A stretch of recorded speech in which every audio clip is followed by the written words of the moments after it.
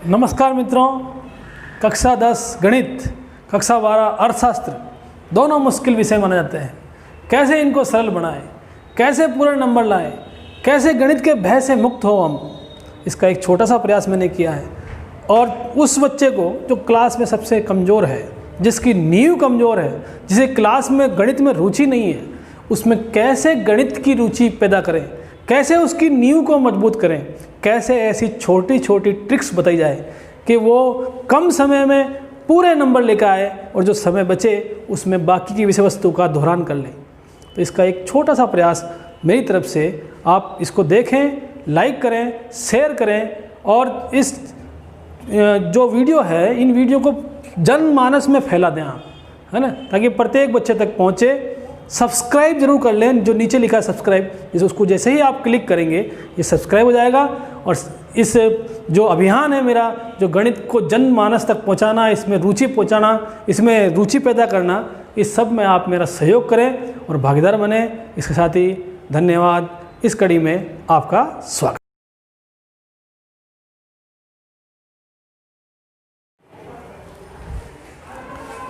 नमस्कार मित्रों, गणित कक्षा 10 की इस कड़ी में आपका स्वागत है। हम पिछली कड़ियों में बहुपद पढ़ रहे थे, तो हम बहुपद से ही शुरू करते हैं। बहुपद की आज जिस विधि का हम अध्ययन करेंगे वो है पूर्ण वर्ग विधि। इस पूर्ण वर्ग विधि को अगर समझना है तो हमें जो ये सूत्र है इसको ध्यान में रखना होगा। इस सूत्र के हिसाब से यदि 3 पद इस प्रकार हो, यानी पहले पद का स्क्वायर हो, बीच में 2 से दोनों पद गुणा हो चुके हों और तीसरे पद का भी स्क्वायर हो, A square plus minus 2ab plus B square हो, तो उसको a प्लस माइनस बी के पूर्ण वर्ग के रूप में, यानी होल स्क्वायर के रूप में हम लिख सकते हैं। तो इसी रूप में हम हल करने का प्रयास करेंगे। एक सवाल लेते हैं जिससे हम आसानी से इसको समझ पाएँ। सवाल यह है 3x square minus 5x plus 2 बराबर 0। इसको हमें हल करना है। तो इसको हल करना है, जब भी हम पूर्ण वर्ग विधि से हल करें तो सबसे पहला काम ये करें कि जो अचर पद है, जो केवल संख्या है, उसको दूसरी तरफ ले जाएं। पहला काम ये करना है। तो हम क्या करेंगे, यहाँ जो 2 है इसको दूसरी तरफ लेकर जाएंगे। तो प्लस 2 है, उधर जाएगा तो क्या हो जाएगा, ये -2। पहला काम हमें ये करना।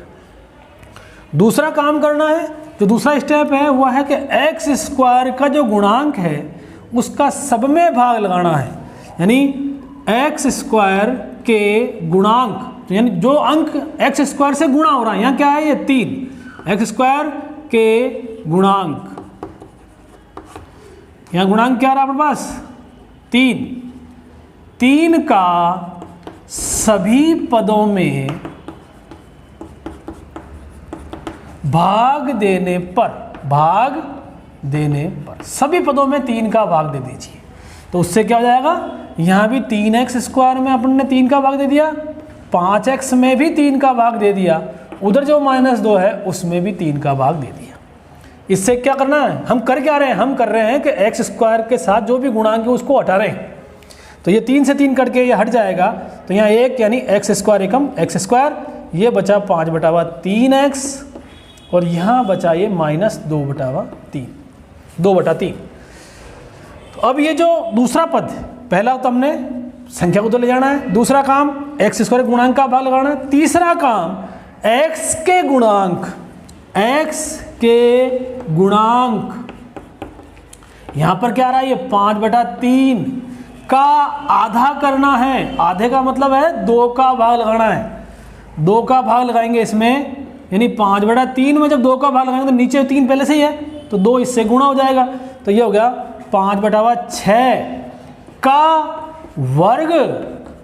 दोनों और जोड़ेंगे, दोनों और जोड़ने पर, जब हम जोड़ेंगे दोनों तरफ, तो इस तरफ हम एक्स स्क्वायर, ये इधर LHS है लेफ्ट हैंड साइड, 5/3x, इसमें हमने जोड़ दिया प्लस 5/6 का वर्ग, और दूसरी तरफ क्या है, -2/3। अब इसको, इसका वर्ग जोड़ना है, 5/6 का वर्ग, तो खोल के जोड़ लेते हैं, 5 25 और 6 का स्क्वायर क्या हो गया, 36। मतलब ये जो गुणांक है 5/3, इसका आधा करना है, तो नीचे कोई भी संख्या उससे गुणा हो जाएगी 2, तो 3 दूनी 6, इसका वर्ग यानी 5/6 का वर्ग 25 और 6 का स्क्वायर 36, 6 छठंगा 36। ये इधर भी जोड़ना है, इधर भी जोड़ना है, इधर कोष्ठक रूप में जोड़ लें, उधर खोल के जोड़ लें। अब क्या करना है, अब देखें ये जो मान है ये इस रूप में आ चुका है। कैसे कि साहब x square a square 2ab, ये 2ab 5/3x है। कैसे अभी बताऊंगा मैं आपको। और b स्क्वायर क्या है यहाँ पर 5/6। तो ये a और b जिनका बाहर स्क्वायर बना है उसको b 2 से गुणा कर लें आप।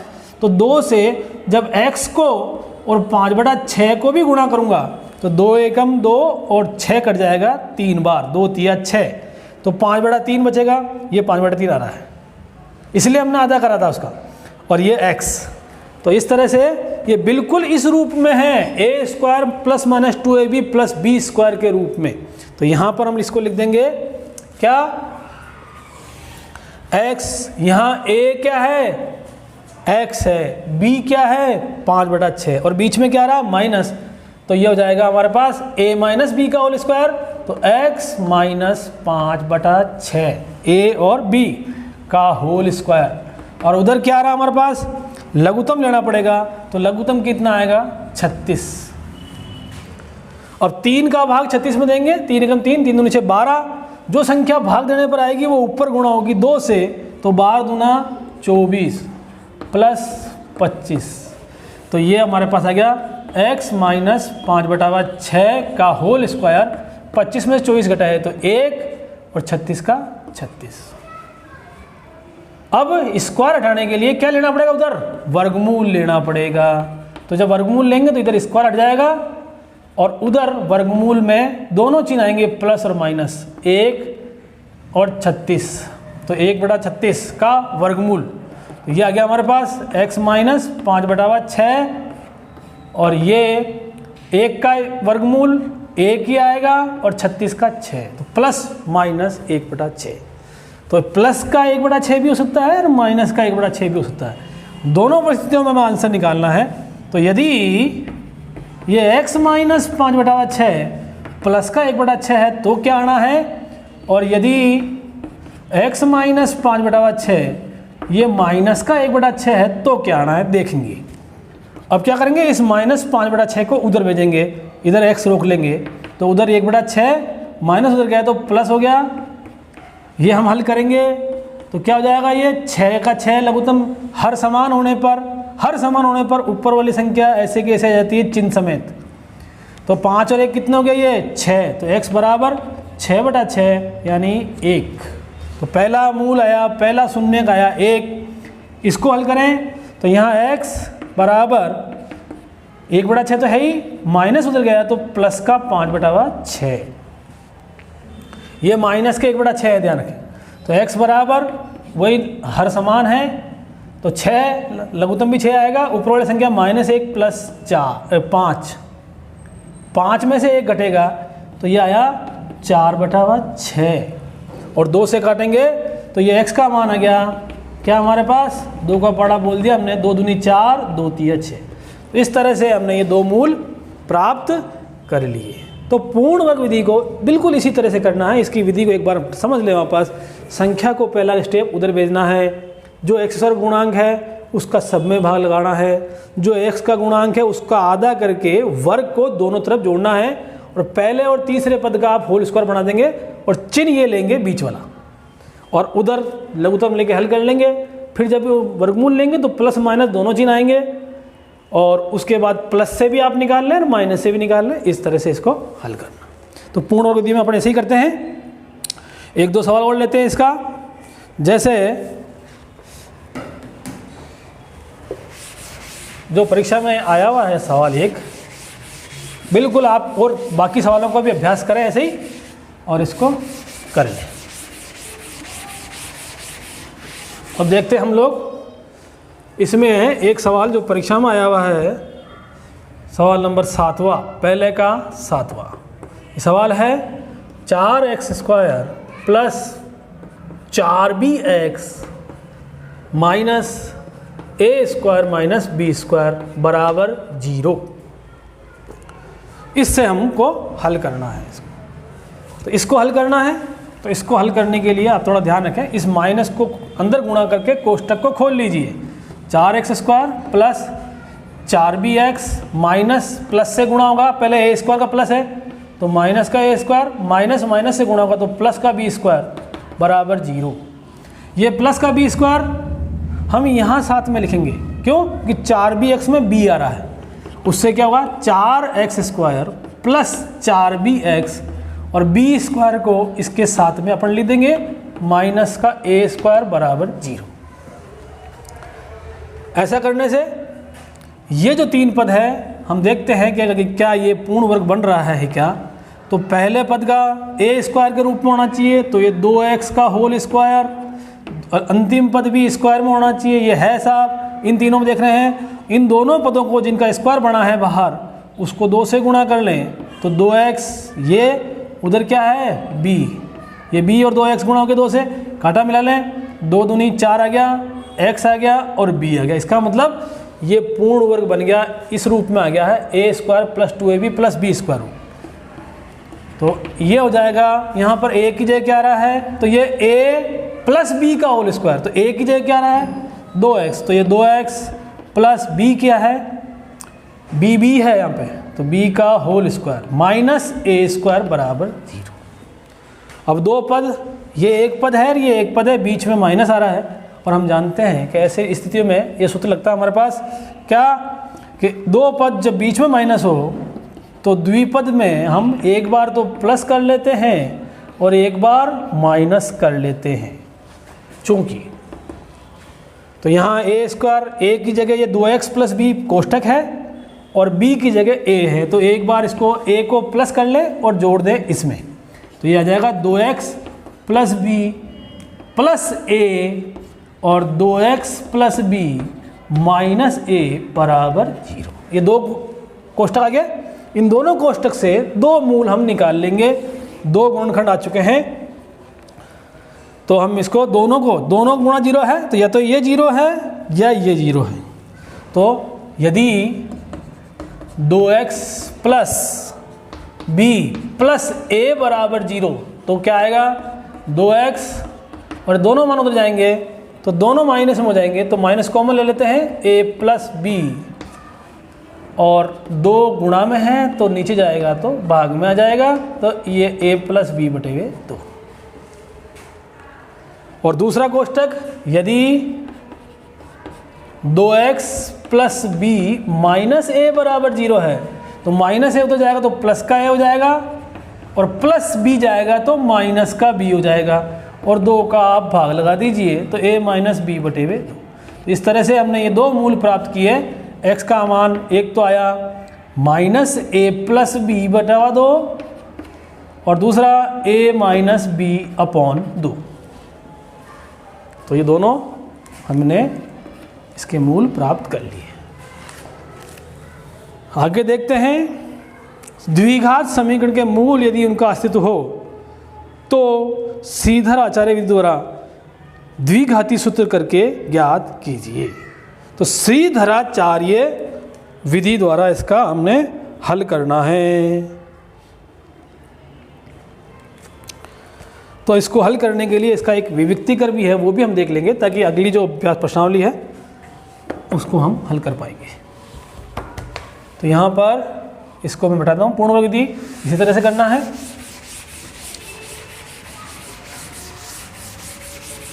अब देखें, इसी के आगे 3.4 में 3.4 सवाल नंबर दूसरे का पहला कर लेते हैं।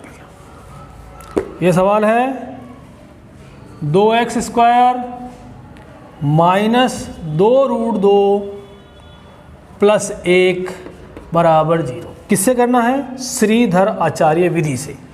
तो श्रीधर आचार्य विधि क्या है उसको हम समझ लें। श्रीधर आचार्य विधि बोलती है कि यदि ये ax square plus bx plus c रूप में द्विघात समीकरण है तो इसका मूल एक सूत्र से हम ज्ञात कर सकते हैं। और वो सूत्र क्या है? सूत्र है ये कौन सी विधि है? श्रीधर आचार्य या द्विघाती सूत्र विधि। श्रीधर आचार्य विधि या द्विघाती सूत्र विधि भी बोलते हैं इसको, तो कहीं भी कन्फ्यूजन नहीं करें आप। तो ये हो गया बराबर, इसमें x का मान जो होता है वो हल करने पर -b plus minus under root b square minus 4ac upon 2। तो इस सूत्र से हम इसके मूल ज्ञात कर सकते हैं। पर इसमें जो विविक्तिकर है वो भी ध्यान रखना होगा कि यहाँ यदि इसका मान 0 हो गया तो दोनों ये मान मूल यही आएंगे। तो यदि बी स्क्वायर माइनस 4ac जिसको हम विविक्तिकर बोलते हैं, है ना, विविक्तिकर जो जिससे हमें ज्ञात होता है कि इसके मूल कैसे आएंगे।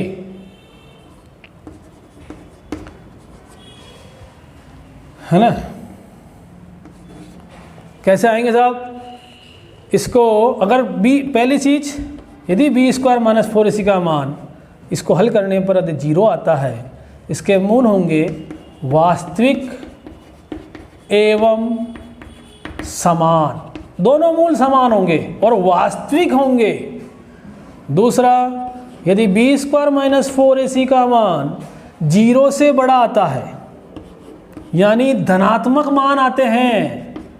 0 से बड़े मान क्या होते हैं? सब धनात्मक हैं, धनात्मक मान हैं। तो जो मूल होंगे वो होंगे वास्तविक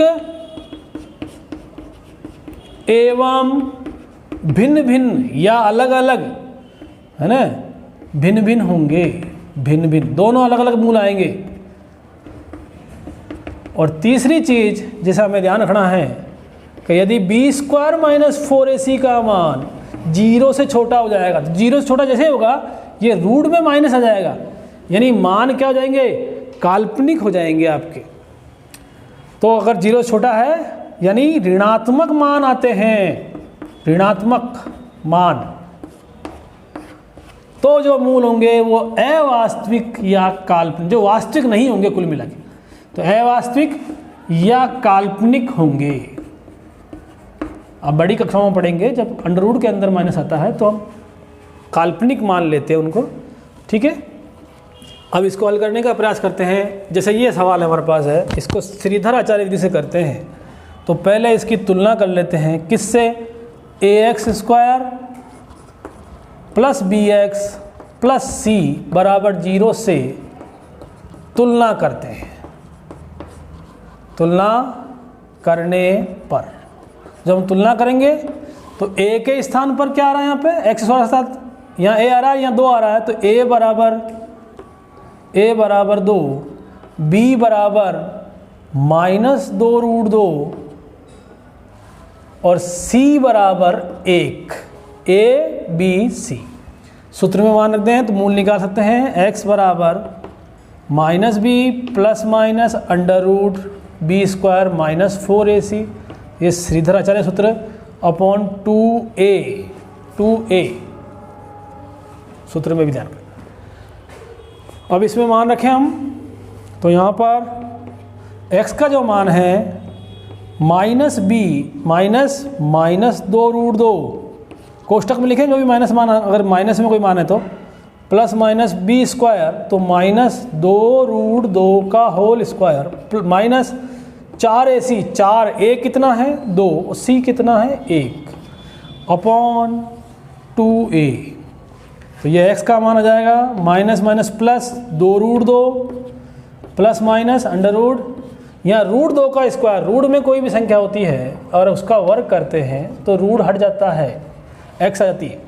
तो यहाँ √2 का स्क्वायर 2 हो गया और इस 2 का स्क्वायर 4 हो गया, और माइनस माइनस तो प्लस हो ही गया। तो यहाँ 2 का स्क्वायर 4 है ना, और √2 का स्क्वायर 2, तो 4 दूनी 8, यहाँ कितना आ गया हमारे पास? 8, और ये भी 4 दूनी 8 बटे हुए 2a, a का मान क्या लिखा हमने? 2। तो ये 8 में से 8 गया 0, और 2 दूनी 4 नीचे आ ही गया। तो इस तरह से हमने ये निकाल लिया, इसका मान क्या आया?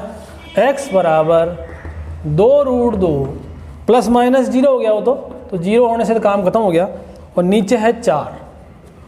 तो ये x बराबर, ये 2√2 4 है, 0 का तो मतलब ही नहीं है, 2 से काट दो, 2 दूनी 4, और एक जैसे ये सवाल है रूट एक्स को रूट एक्स से जब गुणा करते हैं तो स्क्वायर आता है यानी एक्स आता है।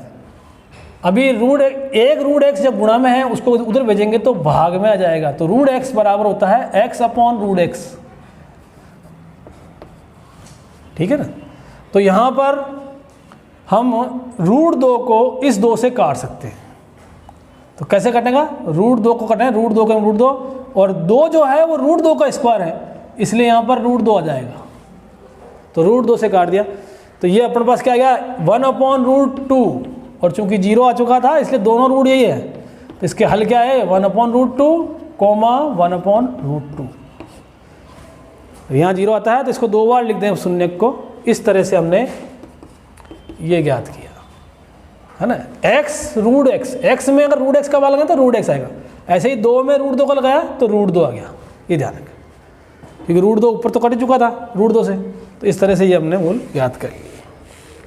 आगे देखते हैं इसी का दूसरे का सवाल नंबर 6।